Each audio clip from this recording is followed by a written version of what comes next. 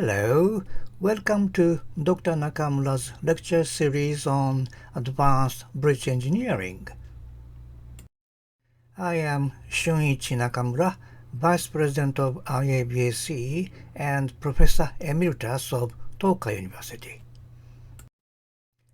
I was educated at Kyoto University for my bachelor and master degrees and Imperial College London for my PhD.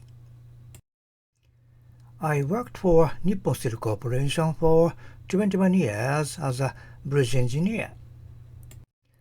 I was engaged in design and construction of many bridges, including the Trans-Tokyo Bay Bridge and the Akashi Kaikyo Bridge, this photo, which is the world's longest suspension bridge. After the Akashi Bridge, I moved to Tokai University, where I teach structural analysis, bridge engineering, and structural dynamics. This lecture series of advanced bridge engineering presents 4 research topics about bridges which I studied and published in international journals. I hope they would interest you and be useful for your works. Let me start the first topic. Cable corrosion triggers collapse of cable-supported bridges. I start this lecture with this video. This is a tied arch bridge in Taiwan. When a big lorry moved on this bridge, the hangers broke at the span center, then the girder collapsed. This kind of failure could occur on other old bridges. This is a beautiful bridge. The structural form is unique. The arch rib is single in the span center, but branched into 2 ribs near the end supports. But it collapsed. Miserable results. It was found after the collapse that the hangers were corroded. Lots of old bridges suffer cable corrosion. This shows examples of broken wires of the main cables and the stays. Don't ask me where I got these photos.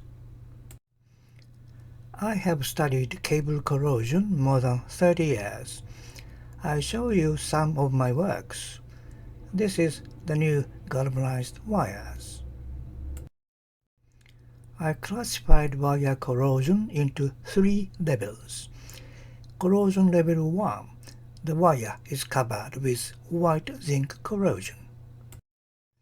Level 2. The steel layer under the zinc layer started to corrode. Level 3. Ferrous rust spread widely and deeply. Tension tests were conducted. This shows the actual tensile strength with mass loss due to corrosion. The actual strength is obtained by dividing the tensile force by the cross-sectional area without the corroded area. It is understood that the actual tensile strength does not change in the remaining area.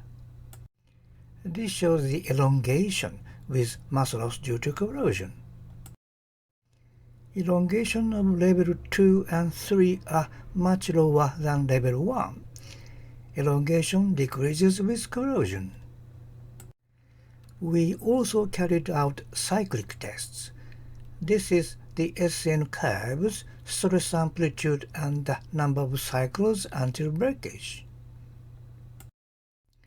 If you look at the graph carefully, you can understand fatigue strength decreases with corrosion. This is the proposed design SN curve for level 1 wires. This is the proposed design SN curve for level 2 wires. And this is the proposed design SN curve for level 3 wires. We also carried out fatigue tests under wet condition. A steel wire is wrapped with wet gauze, inserted into a silicone tube and sealed with vinyl tape. This shows the close-up of the specimen. This shows the SN curves of level 3 wires by the dry and wet corrosion tests. Clearly, fatigue strength lowers under wet condition. This is a bad news because wires usually corrode under wet condition on actual bridges. This shows the broken part of level 3 wire before and after corrosion substances were removed. It is understood a wire was broken at the corroded part. I wanted to know whether the hanger rope could break when a heavy lorry of 500 kN moved on the bridge, which happened in Taiwan. Dr. Miyachi and I carried out nonlinear structural analysis to get the stress amplitude. This is a bridge model with a span length of 140 meters. This is the assumed box girder section, the arch rib, and the hanger rope. We designed it according to the Japanese codes and practice. These dimensions are not the same as the Taiwan bridge, which is not available. This is the FEM model. Then we got the stress amplitude of the center hanger, which is 28 megapascal due to a 500 kN vehicle. This stress amplitude seems small, but it could be amplified by the following factors. Moving vehicles induced dynamic effects. The amplification factor alpha would be 1.34. Secondary bending stress would occur near the socket due to the deformation. The safety factor of hanger is assumed 2.5 in this study, but if it is lower than this, it amplifies the stress. Hanger tension would be different from the design value because of poor quality control or aging effect. There are effects of other vehicles on the same and the opposite lanes. All of these factors amplify the stress amplitude. It could be 93 to 139 megapascal according to my estimates. It is known that the fatigue strength of strands is lower than wires because of friction between wires, stress concentration near the sockets, and so on. The reduction rate would be 0.57 by the Japanese code. So the design SN curve of level 3 corrosion wire is converted to this equation for strands, considering the reduction rate. Then you can get the number of cycles until breakage for a given stress amplitude. Suppose the bridge is in service for 20 years, number of vehicles per day is calculated like this. If a bridge has a busy traffic, 82 vehicles per day is likely to occur. So the hanger ropes could break. I remind you, deterioration or structural defects of strand anchoring increase the risk of hanger breakage. Here is another topic of this tied arch bridge, which has a unique structural form. The arch rib branched into two ribs near the end supports.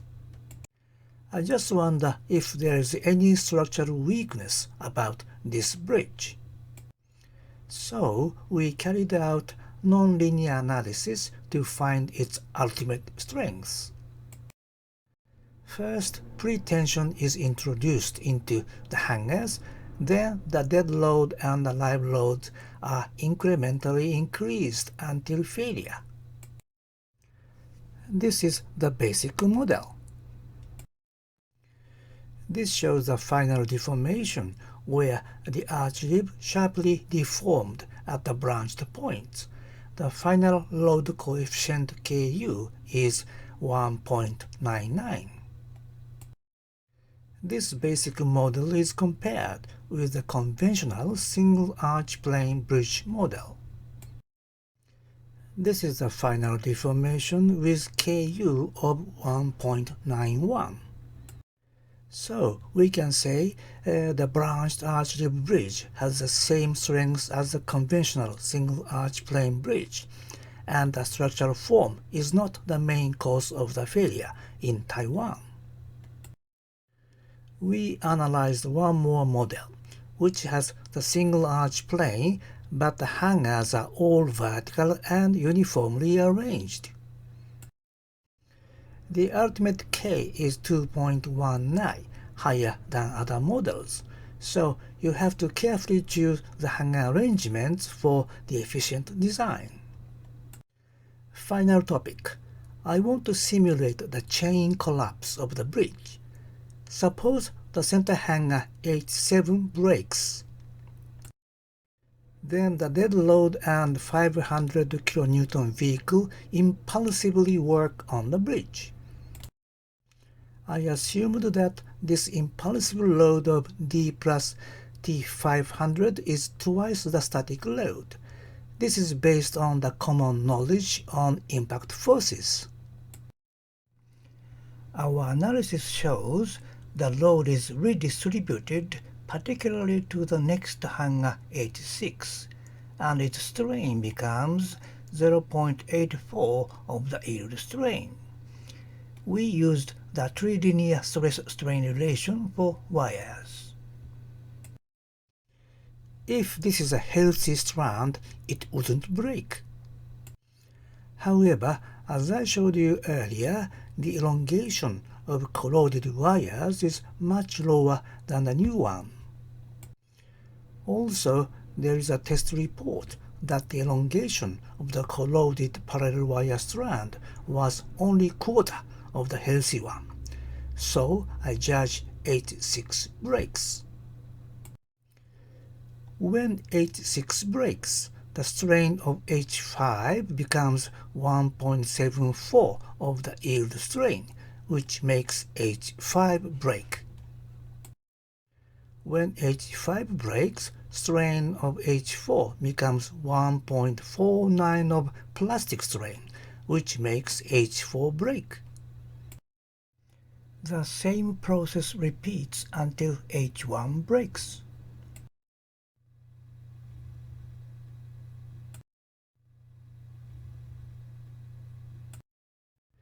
Now the chain collapse is successfully simulated.